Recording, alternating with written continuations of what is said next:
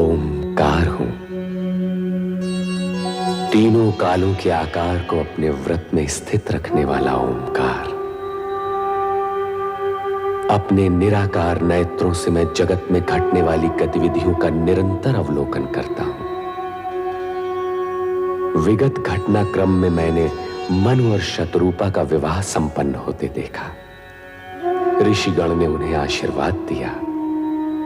ये ही ऋषिगण वीरणी और दक्ष प्रजापति को आशीर्वाद देने भी उपस्थित थे। सृष्टि की रचना का क्रम गतिमान हुआ तो सृष्टि के रचनाकार सदाशिव लोक कल्याण निमित्त सगुण साकार रूप में अपने गण नंदी, श्रृंगी, भृंगी सहित अवतरित हुए। ब्रह्मा, विष्णु, महेश, नारद तथा देवगण ने आह्लादित होकर उनका जयनाद किया, उनकी महिमा का गान किया। देवगण सदाशिव के अवतरण से प्रसन्न अवश्य थे, किंतु शक्ति के अवतार के प्रति जिज्ञासु भी थे। ब्रह्मा, विष्णु और नारद की जिज्ञासा का समाधान करते हुए सदाशिव ने स्पष्ट किया कि शक्ति अजन्मा नहीं होगी, उसका जन्म लौकिक होगा, वो सगुण रूप में प्रकट होगी।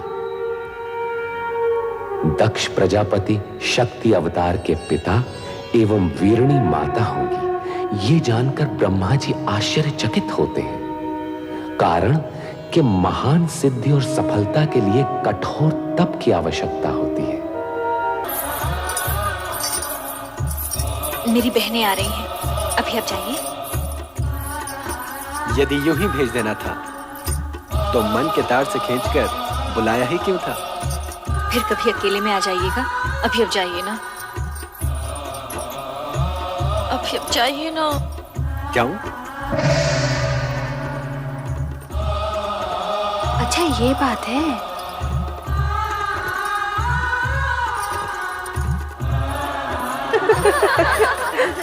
किससे बातें कर रही थी रति?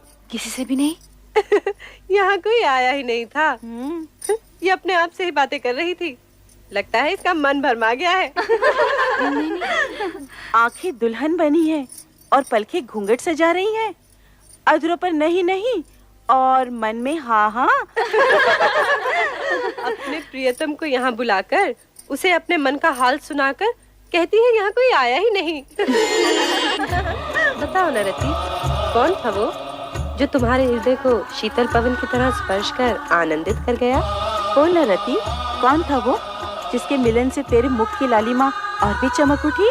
बोलो ना, कौन था वो जो तुम्हारी चंचल चितवन और मादक मुस्कान के आकर्षण में बंधा यहाँ तक चलाया था?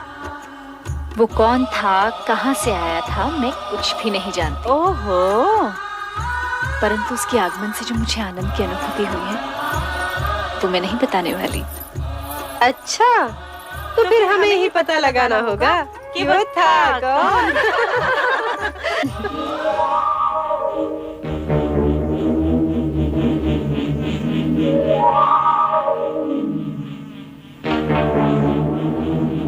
कामदेव,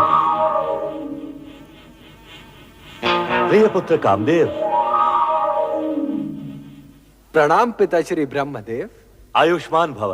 किस ओर से आगमन हुआ और किस ओर प्रस्थान कर रहे हो? मैं तो ऐसे ही आकाश में भ्रमण कर रहा था परमपिता। ऐसा लगता है तुम दक्ष प्रजापति के महल से होकर आ रहे हो। क्या कह रहे हैं परमपिता? क्या तुम्हारी यही कामना नहीं है? चलो मेरे साथ। अब तुम्हारा रति से अधिक समय दूर रहना उचित नहीं है। आओ कामदेव।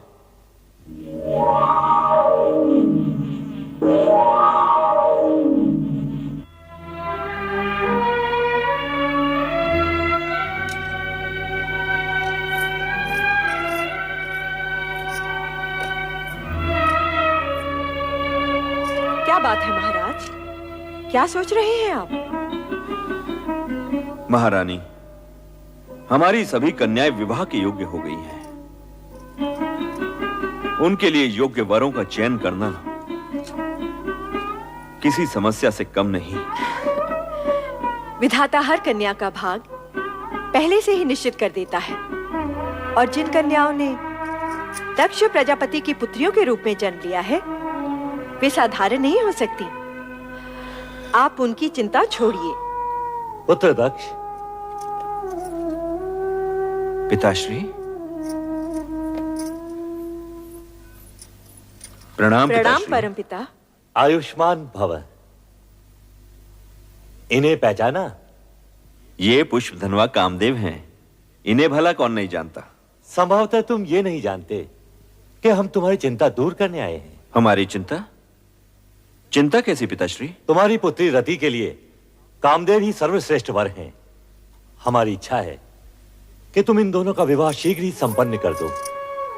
रति और कामदेव पति पत्नी के रूप में एक दूसरे के पूरक बनेंगे। अब सोचने का समय नहीं है दक्ष।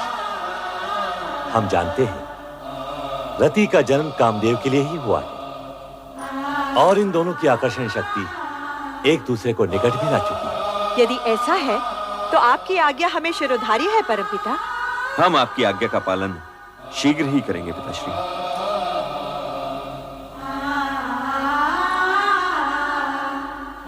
तो फिर मुझे आज्ञा दें परमपिता। अवश्य कामदेव, तुम्हारे शुभ विवाह का मुहूर्त शीघ्र ही निश्चित होगा।